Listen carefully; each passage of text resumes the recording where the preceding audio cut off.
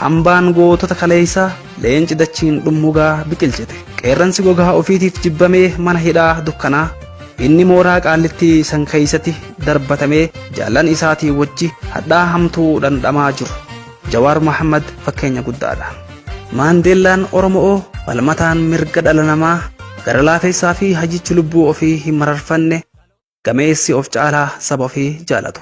Gootichi onneen isa dhugaa fi waaqa dhugaa uume san yoo taate malee waan kamiyyuu hin sodaanne. Bahatolaan dhaabbataa fi arraba isaa waaqni dhugaa irratti qajeelchee isa uume. Jawaar Mohammad jechuun Hayilee Fidaa fi Baarootumsaa, Waaqoo Guutuutii fi Taaddee Birruu jaarraa 21ffaa keessatti waaqni maraa caalu sun caalchisee isa uumuudhaan